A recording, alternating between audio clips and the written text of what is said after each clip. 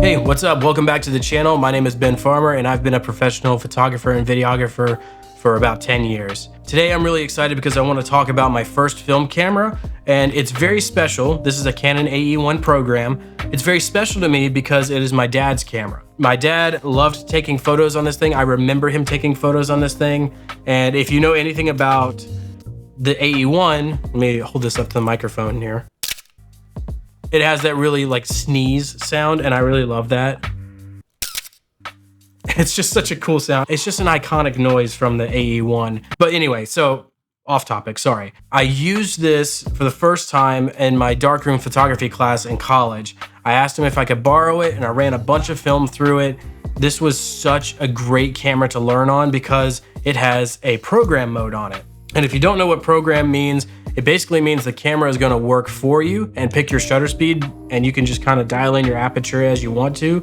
But one cool thing about the Canon FD lenses, and specifically this 50mm f1.8, is that it has an auto mode on it. I know you probably can't see that, but there's a little green A on the lens here. And if you have it on A and program, you basically have an automatic film camera, which is super cool and crazy for the time period. But let's just think about this. If you want to really learn photography, especially film photography, I would highly suggest you just start on the program mode so you can really dial in your aperture and figure out, the range and what's going to be in focus versus out of focus, and worry about your shutter speed later. But gradually build yourself up to the point where you can take your camera, put it in full manual mode, know what you're getting in the frame, know what your aperture and your shutter speed are doing to your photos, and really take a great photo. So growing up with this camera, seeing my dad use it, but then me being able to use it now since he doesn't really shoot film anymore, and it's just been a great learning experience shooting with this camera, and it means so much to me that I get to use this camera that my dad bought. So it'll probably stay in my family for a very long time. I hope it will stay in my family for a very long time. Maybe I can pass this down to my kids or something like that. But I'll never forget the first time shooting with this camera in my darkroom photography class. And if you have an opportunity to take darkroom photography, whether it's through your community or through your school, do it. 100% do it. It is such a cool experience being able to sit down and take a photo, not be able to look at the back screen because there's no back screen, and develop that photo, see it come to life, and to print it on some photo paper.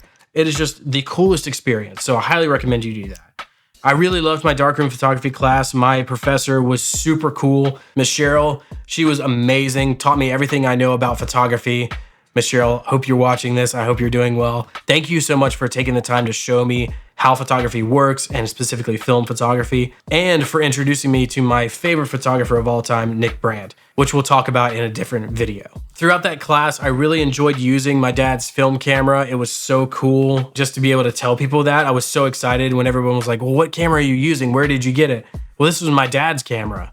And that was always a really cool conversation starter. And it's very cool for me to still be using it. These cameras were really well made. They have problems every now and then, especially with the light meter on the inside, which is also really cool that it did have a light meter on the inside, so you can kind of dial in your exposure and see where you need it to be. So to wrap this up, yeah, very special camera to me. Really appreciate my dad letting me basically take this now and use it all the time. It's a very special camera to me, and it's what I learned film photography on. That's it for this video. I hope you enjoyed it. I hope you learned something. If you have any questions, feel free to put them down in the comments section. I'll be down there looking out for any comments that you may have, and we'll start a conversation from there.